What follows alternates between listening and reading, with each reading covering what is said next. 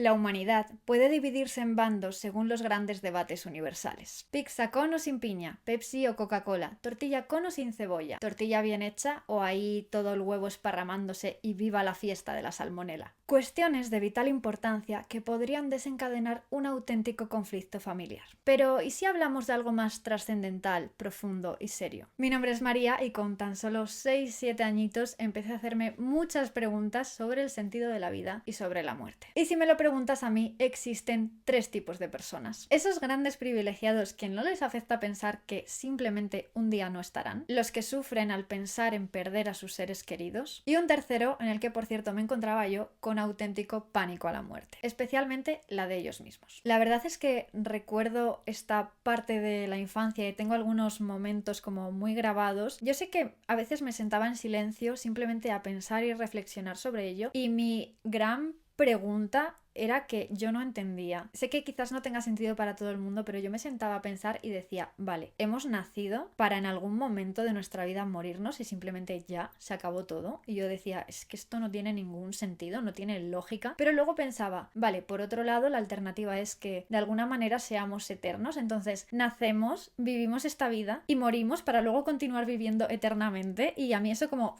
no, eso tampoco tiene sentido. Entonces yo necesitaba saber exactamente lo que iba a ocurrir, o sea, necesitaba esa respuesta porque el hecho de dejar de existir me provocaba una angustia tremenda siendo muy, muy pequeña. Pero lo otro también lo pensaba y decía...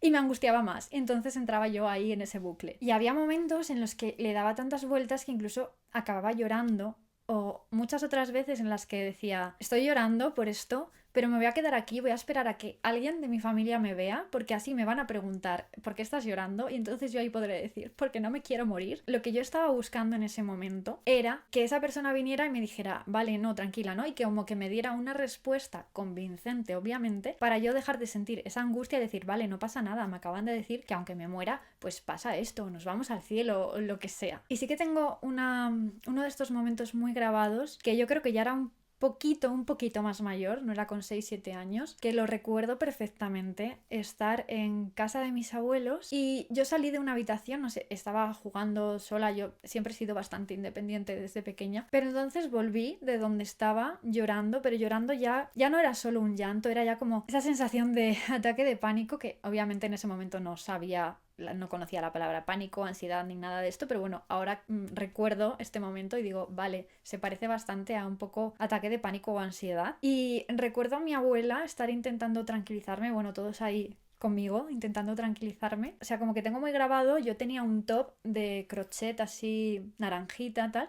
Recuerdo que ella me estaba soltando el cordoncito del cuello para que yo estuviera mejor por si acaso me molestaba a respirar o lo que fuera. Ese es como uno de los momentos que más grabados tengo en relación a este tema. Y al final este miedo, este temor, es algo que a lo largo de mi vida pues me ha llevado siempre a buscar respuestas, a buscar la verdad, a tener inquietud, esta profunda inquietud sobre el sentido de la vida y sobre todo a necesitar saber qué es lo que hay más allá después de la muerte. Porque lo único que me tranquilizaba era saber que aunque me muriese realmente no me iba a morir, que mi vida iba a continuar, que no era como ¡pum! Ahora estás y de repente desapareces, qué angustia, qué ansiedad, y si desapareces, ¿qué pasa? ¿Sabes? Esa como falta de... como una necesidad un poco de control, pues aquí empezaba este segundo miedo de vale, hay vida después de la muerte, pero cómo es, cómo paso hasta allí, y si esto, y si lo otro, cómo va a ser igual que en esta, voy a ser yo. Una cosa de decir, voy a ser yo, o sea, esta persona va a seguir siendo la misma en esa otra vida, con mi personalidad, con mis gustos, con mi esencia, con todo lo que soy. Que esto, por cierto, es algo que a mí también me da miedo del tema envejecer. A mí no me da miedo envejecer como tal, pero sí me da miedo crecer, hacerme mayor y que con el paso de los años pierda mi personalidad, pierda mi esencia, pierda mi pasión por las cosas, por lo que me gusta. Esa es la parte que a mí me da miedo de envejecer. Total, que ahí empieza pues eso, si solucionamos el miedo a la muerte con existe la vida después de la muerte, ahora la falta de control, la necesidad de control, otro bucle infinito de pensamientos, dime que eres sobrepensadora sin decirme que eres sobrepensadora. Y bueno, quería enfocar un poco este vídeo como un recorrido desde todas mis crisis existenciales, todo un poco este proceso interno. Entonces vamos a dar un pequeño salto o una continuación hacia la adolescencia. Como decía, esta necesidad de respuestas al final a mí me ha acompañado en todo y ha influido muchísimo en cómo yo he tomado las decisiones importantes en mi vida y al final final un poco pues todo. La verdad es que yo considero que mi infancia fue muy buena, o sea, esto que te lo cuento aquí que te puede parecer un poco fuerte, al final eran momentos puntuales, pero mi infancia en general no tengo ninguna queja, ha sido maravillosa, ha sido una infancia de verdad, con el cariño de mi familia, con un montón de juegos, naturaleza, nada que ver con el tema de los niños ahora con las pantallas, cero, o sea, no tengo ninguna queja. Y es que de hecho este tema como que se me fue olvidando a medida que crecía, pues yo iba creciendo y lo iba como normalizando sin más y dejé de pensar en ello. Aunque sí que es cierto que he visto un patrón y como que ha querido aparecer a lo largo de momentos de mi vida de manera intermitente, pero no con tanta fuerza. Y mira, yo siempre he pensado que fui yo la que busqué a Dios y la que le pedí ayuda, pero realmente ahora lo veo hacia atrás en perspectiva y era Él. O sea, Él se ha aprovechado de mi propia historia para salir a mi encuentro y al mismo tiempo lo ha hecho con mucho respeto, respetando mi libertad, dejándome a mí darle ese sí primero, hasta que yo no le dije como sí, entra en mi vida. No ha sido que no ha empezado el gran cambio de mi vida, pero él ha estado ahí como, ¿sabes? Tenía un plan trazado, perfectamente trazado, igual que lo tiene conmigo y lo tiene contigo y con todas las personas que él algún día pues va a rescatar, por decirlo de alguna manera. Y bueno, de hecho, así por compartirte una anécdota, como te decía, era una preocupación el tema de la muerte que se fue, luego volvía como intermitentemente, mucho más sutil. Recuerdo en esta etapa de la adolescencia volver a tener como una pequeña recaída de que me duró nada, poquísimo tiempo, pero de volver a tener esta inquietud sobre el tema de la muerte. Entonces ahí yo ya tenía mi ordenador, YouTube, internet y empecé a hacer una pequeña búsqueda. Esta sería como mi primera investigación seria realmente. Y me acuerdo que di con un youtuber jovencito, era adolescente, recuerdo que era rubio, pero no recuerdo mucho más, no lo he vuelto a ver, ojalá encontrar su canal ahora. Y este chico hablaba del tema de los Illuminati, ¿no? Teorías conspiranoicas, tal, que bueno, en ese momento yo a este tema no le di mucha importancia, pero también resulta que era creyente, era cristiano católico, si mal no recuerdo además, y me llamaba mucho la atención que lo fuese y que hablara de la fe abiertamente y digo, uy, qué curioso, no sé, si este chico cree en Dios, pues también cree en la vida después de la muerte. Y recuerdo escribirle, yo le escribí un mensaje, no sé exactamente qué le preguntaba en el mensaje, pero me respondió. Recuerdo haber hablado, nada, intercambiar un par de mensajes y ya con esta persona, entonces fue como un primer pequeño guiño de Dios, bueno, no fue el primero ni mucho menos, pero uno de los guiños de Dios, creo que estuvo ahí. Y bueno, como decía, mi infancia fue buena, quitando este pequeño detallito, pero ¿cómo evoluciona la adolescencia de una persona que se hace estas preguntas desde bien pequeña? Al final mi experiencia ha sido con el miedo a la muerte que, como te decía, es algo que se ha ido anestesiando con los años, pero también lo hizo mi auténtica personalidad. Creo que lo he contado varias veces en Instagram, que nací siendo realmente una niña súper espontánea, por lo que me han contado, obviamente yo no lo recuerdo así, pero muy habladora, de dar conversación, de hacer muchas preguntas en casa, y a medida que avanzaba en las etapas escolares, al revés, ¿no? Yo de hecho en infantil incluso ya recuerdo ser una niña bastante tímida, pero en el entorno cole, luego en mi casa no. Y como que al final esa timidez, esa introversión, una mezcla de ambas, yo diría en mi caso, aunque ahora mismo no me considero una persona tímida, sino simplemente introvertida, ahora que ya entendemos más de estos temas. Eso, como que hubo un personaje que se comió a la persona real. De hecho, es que yo a veces cuento esto y sé que no me pega nada, pero yo en mi casa bailo muchísimo, canto aunque no se me dé bien, soy de hacer muchísimas tonterías. Quien me conoce de verdad lo sabe, pero luego no doy para nada esa imagen. Más bien al contrario, incluso tengo la sensación de que si me ves en persona, incluso te puedo parecer borde, seca, aburrida, y lo entiendo, lo entiendo perfectamente. Pero luego está esta otra verdadera yo que solo sale cuando se siente 100% cómoda y a gusto. Me ruge el estómago. Y siempre he sentido como que no he terminado de encajar del todo en los lugares en los que he estado. Yo tuve una época de salir bastante de fiesta, luego con el paso de los años me di cuenta de que en realidad no me gustaba tanto, o bueno, no es que no me guste, pero por ejemplo yo recurría mucho a beber alcohol para poder estar a gusto y para poder bailar en esa fiesta y estar ahí pues en el mood de todo el mundo. Sin alcohol yo no, simplemente me bloqueo en un entorno de fiesta y no bailo, no me muevo, no soy yo. Pero aún así, siempre he tenido esta etapa de disfrutar mucho de hacer planes con amigos, de ir a un sitio, a otro. Como que he podido disfrutar la etapa, he tenido mi momento ahí, pero luego tener esa conexión profunda de verdad conectar con alguien ha sido realmente con muy poquitas personas y ahora esto me influye mucho a la hora de relacionarme. O sea, es como que antes más o menos lo llevabas y hacías el esfuerzo, y ahora es como tendría que hacer un sobreesfuerzo para vincularme con un montón de gente sin tener esta conexión o esta confianza o esta sensación de vale, estoy a gusto contigo, estoy bien me siento cómoda, me siento yo. De hecho, tema heridas emocionales, heridas de la adolescencia en este caso, yo, a pesar de ser una romántica empedernida y de haber buscado el amor en los lugares más equivocados y de haber sostenido durante demasiado tiempo vínculos que no me hacían bien, yo siempre he dicho, y esto es algo que hace poco verbalicé en voz alta, o sea, siempre lo he sabido yo, pero como que nunca lo había compartido. Yo siempre he dicho que mi mayor sufrimiento no ha sido con el amor romántico, sino que mi mayor sufrimiento ha estado siempre en el área de la amistad. De hecho, si tuviéramos que hacer así una pregunta rápida de estas,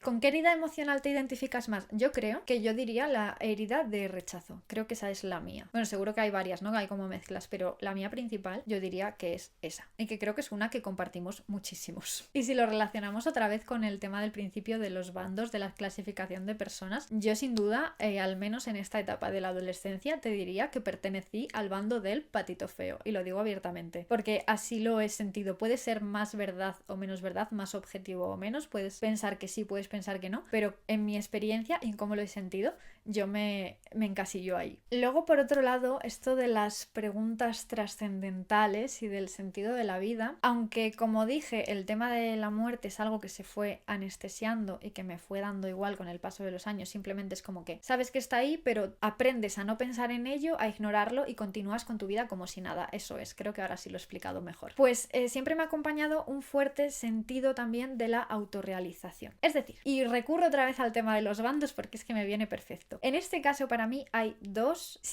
otros dos bandos. Están por un lado las personas que ellas tienen su trabajo, su horario de 8-3, 8-5 tal, ¿no? Ellas hacen su trabajo y saben que su vida comienza fuera del trabajo, o sea, comienza después. Entonces, cumplen con su jornada, salen y empiezan a disfrutar de su vida. Y luego está este otro grupo, en el que, spoiler, yo me siento muy identificada, que es que tú no puedes simplemente tener un trabajo y luego decir, vale, desconecto, sigo con mi vida y disfruto fuera del trabajo. No, tú necesitas, o sea, no te vale solo el trabajar por el dinero, que es importante y obviamente quieres el dinero como todo el mundo, pero no te vale elegir un trabajo solo por eso, solo por la recompensa económica. Es como que necesitas que al final tu trabajo esté de alguna manera integrado, aunque tú sepas dividir trabajo, personal, tal, aunque tú sepas cómo desconectar de cada una de las áreas, pero que tu trabajo te aporte algo más, te aporte esa realización personal, profesional, llámalo como quieras, porque si no es como que yo lo he vivido varias veces, yo me apago y no es culpa de nadie, pero simplemente yo llega un punto en el que o me siento realizada o siento que hay algo más, un propósito mayor detrás del trabajo que estoy haciendo, o solo por dinero no puedo. Por eso no podría estar tampoco en trabajos que digo, no entiendo para nada el propósito de esta empresa, o incluso no me hace ningún sentido, o siento que esto es como algo muy banal, muy superficial. No podría. De hecho, esto lo llegué a experimentar ya en la carrera, al momento de elegir la carrera. Yo empecé, esto daría para otro vídeo, que podríamos hablar de cambiarse de carrera, elegir mal la carrera, ¿vale? Pero lo cuento muy por encima. Yo empecé estudiando filología hispánica, duré un año, al segundo dije, bueno, ya el primer año yo ya sabía que no era mi sitio, y bueno, terminé estudiando marketing, por hacerte el cuento corto. Pero realmente es que no me arrepiento para nada de no haber acertado a la primera, porque yo he vivido cosas, he aprendido cosas y he conocido personas, tanto en una como en otra, en los distintos momentos de mi vida, que ahora doy muchas gracias por ello, incluso aunque haya personas que ya no están en mi vida, ya no forman parte de mi vida. Yo ahora estoy en un punto en el que puedo dar gracias por todo lo que he vivido, porque sé que tenía una razón de ser y sé que tenía que ser así, y que cada etapa, aunque fuera más o menos temporal, tenía algo que aportarme. Y aunque el tema este de las crisis existenciales y de las inquietudes profundas y filósofas,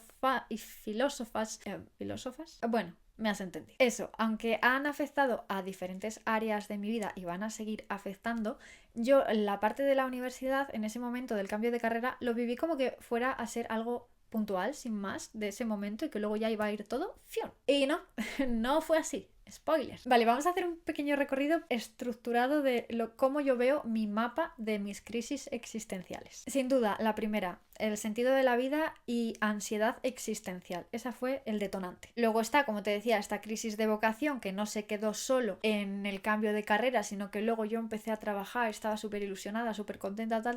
Llegó esta alarmita que te dice, no es por aquí, como que ya aprendes a identificarla y dices, señales, querida, no. Entro en otro bucle de crisis, no sé qué hacer con mi vida, pum, vuelvo a conectar con el deseo que yo tenía desde pequeña de emprender mi propio negocio, me lanzo, dejo mi trabajo, mi vida estable, me pongo a emprender, más o menos me va bien, van pasando cosas, luego tengo otro momento medio de crisis de identidad profesional, más crisis en áreas más personales de mi vida, otro boom, que si quieres podemos hablar también en otro vídeo más largo y tendido. Y mi última gran crisis que me golpeó súper fuerte, que fue, digamos, que se concentró, yo la asocio al año 2025, es decir, el año pasado, pero creo que fue como, se fue gestando, el momento culmen fue en 2025, pero bueno, eso diría que quitando una que de la que luego te voy a hablar sería como la siguiente peor que he vivido, o sea, como fue que fue muy oscura, muy de arrancarme muchas partes de mí que yo creía ciertas y que me di cuenta de que no eran parte de mi identidad y tener que reaprender muchas cosas sobre mí misma. Fue intensita. Y curiosamente es que la crisis en la que yo toqué fondo más intensamente y la que supuso un antes y un después en mi vida es también la que le ha dado mayor sentido y mayor plenitud a mi vida. Aunque sinceramente yo creo que están interconectadas y que hay un punto en común a todas ellas y que nos une a todos los seres humanos. Y es ese anhelo profundo del corazón de conectar con nuestro creador y de sentirnos y sabernos amados. Si encuentro en mí mismo un deseo que nada de este mundo puede satisfacer, la explicación más probable es que fui hecho para otro mundo. Y también, el hecho de que nuestro corazón anhele algo que la tierra no puede proveer es prueba de que el cielo debe ser nuestro hogar. Y una más, las cosas terrenales no llenan un corazón que fue hecho para el cielo. Pero, ¿qué pasó ese año 2020 para que yo diga que fue mi peor y mejor año a la vez? Aun sabiendo que 2025 fue bastante duro, yo tuve que reconstruirme, reaprender muchas cosas sobre mí misma. Como yo ya te adelanté, mi tema con la muerte ha sido algo recurrente, pero que se ha ido quedando ahí en stand-by, como que ya no existía. Lo que pasa es que llega el 2020, llega la pandemia, toda esta psicosis colectiva. De repente yo me emparanoié muchísimo, siempre he sido de buscar demasiada información y ese miedo, esa incertidumbre del 2020 yo no la supe gestionar muy bien. Soy un poco hipocondríaca también y eso como que me reconectó con este miedo a la muerte. Y esa reconexión al principio era simplemente, bueno, vivo un poco angustiada, me da miedo, prefiero no salir de casa, a mí que me dejen encerrada en cuarentena eternamente hasta que no haya ni un solo caso de virus. Pero llegó un punto en ese año 2020, hacia ya el verano, yo viví la cuarentena en un piso compartido, tipo piso de estudiantes, y pude volver a mi casa sobre finales de junio, era ya junio prácticamente, el último día de mayo, una cosa así. Pues a partir de ahí yo entré no entré de golpe, fue un poco como progresivo, pero como que esta angustia por el miedo al virus fue creciendo y al final desarrollé ansiedad. O sea, estuve en una etapa de ansiedad muy intensa, de somatizarlo todo, de tener un montón de síntomas también. Da para otro vídeo, no tampoco voy a profundizar mucho ahora aquí. Y yo ahora tengo la certeza absoluta de que Dios permitió que yo pasara por ese proceso de la ansiedad como yo lo viví. Me refiero a mí no me ayudaba absolutamente nada. O sea, a mí lo único que me sirvió ese año fue agarrarme de su mano. Yo no lo he dicho aquí, lo he dado por hecho porque al final hablo de esto continuamente. Yo no creía en él, yo empecé a creer en él, pero aún sin creer en él, yo le di ese voto de confianza, le dije, yo le pedí ayuda. De hecho, es que más o menos hasta me acuerdo de las palabras. Yo estaba tan mal que le dije, mira Jesús, yo no creo en ti, pero si tú eres real, ayúdame porque no puedo más, porque no puedo sola, algo así, yo no puedo. Lo que decía, que yo sé que él permitió que yo saliera de esa crisis solo agarrándome a él, solo apoyándome en él, porque como decía, era lo único que a mí me sirvió, el empezar cada día a buscarlo, a intentar conocer cómo era, a intentar investigar un poco más todo esto, fue lo que a mí me sacó de esa crisis de ansiedad, eso y leer la Biblia cada día. Yo sé que él lo permitió para que yo fuera consciente de que a mí me rescató él y de que a mí me curó él, y que no fui yo ni por mis propios méritos, porque yo siempre he pecado mucho de soberbia y de autosuficiencia, son como mis grandes pecados complicados en la vida y sé que lo hizo así porque tenía que ser así para que yo me diera cuenta y para que yo lo viera a él actuando en mi vida. Con esto quiero decir que estoy hablando de un tema muy serio de salud mental, de ansiedad,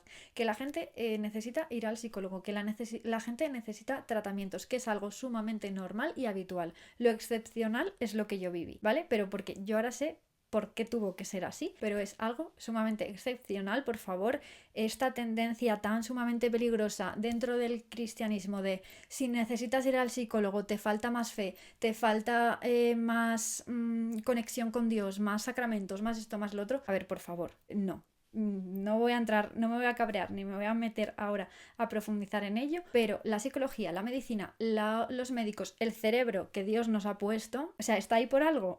Está ahí porque Dios se sirve de las personas, Dios nos da muchas veces las soluciones a nuestros problemas a través de otras personas, porque así lo ha pensado Él y así lo ha diseñado. Y es que si no, seríamos todos unos ogros arrogantes, autosuficientes, que simplemente iríamos de, oye Dios, solucioname esto, Dios te soluciona, pim pam, y no necesitaríamos unos de otros, y ese no es el diseño de Dios para con la humanidad. Entonces, psicología, ciencia, medicina, es bien, todo se complementa, no está reñido con la fe.